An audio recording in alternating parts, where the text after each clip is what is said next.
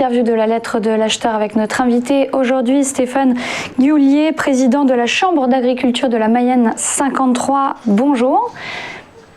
Bonjour. Merci d'être avec nous. Vous êtes également exploitant agricole, producteur de lait. Ma première question concerne le salon de l'agriculture qui devait avoir lieu dès demain, qui devait se tenir dès demain. Il est évidemment annulé cette année. C'est un coup dur pour la profession qui bénéficie d'un coup de projecteur chaque année grâce à ce salon.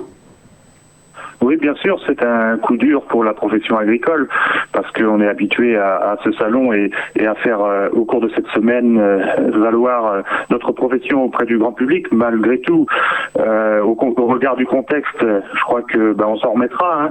Je pense que cette annulation du salon de l'agriculture, au regard de la situation des restaurateurs, des cinémas, de la culture, au regard de la situation sanitaire, au regard des 80 000 morts en France et au regard surtout de l'état d'esprit aujourd'hui fatigué de l'ensemble de la population avec cette crise sanitaire, écoutez, on s'en remettra et on fera tout pour faire en sorte qu'il y ait un salon de l'agriculture l'année prochaine et puis on essaiera de mener des petits événements un peu plus sanitaires compatibles, je dirais, dans nos départements, un peu plus en local. À plus petite échelle, des rassemblements quand même ? Bien sûr, à plus petite échelle. Je crois qu'il y a une semaine de l'agriculture qui se prépare pour la mi-mai prochain sous l'égide justement du salon de l'agriculture. Et puis localement, on va essayer de tenir nos fêtes de l'agriculture traditionnelle. Et à l'échelle de la Mayenne, par exemple, on a une grande journée le 30 juin prochain à l'occasion du Tour de France où nous ne manquerons pas de montrer la qualité de nos produits et la motivation et la mobilisation des agriculteurs. On parlait des difficultés que tout le monde vit en ce moment avec cette crise sanitaire et économique. Quel bilan vous faites pour votre profession de l'année 2020 ? Quel premier bilan ? Alors pour l'année 2020, en ce qui concerne la Mayenne plus particulièrement, alors bien entendu la situation est contrastée, mais on s'en sort pas trop mal globalement. Ce qu'on peut constater, c'est que les chaînes logistiques, elles ont tenu bon. Par exemple, l'approvisionnement, la collecte du lait dans nos exploitations a toujours eu lieu, même si ça a été compliqué parfois pour les laiteries.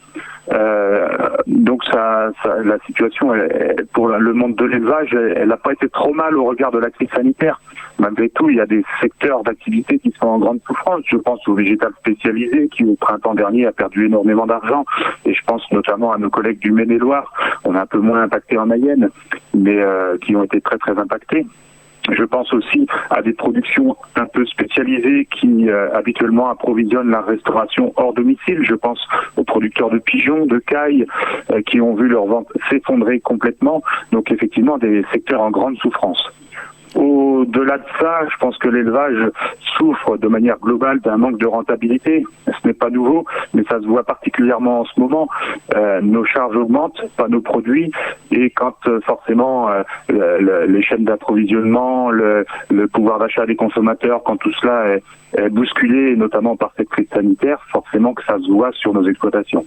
Concernant la régulation des prix, le ministre de l'Agriculture a déclaré récemment que l'application de la loi alimentation allait être renforcée par des contrôles plus fréquents. Est-ce que cela suffit ou non ?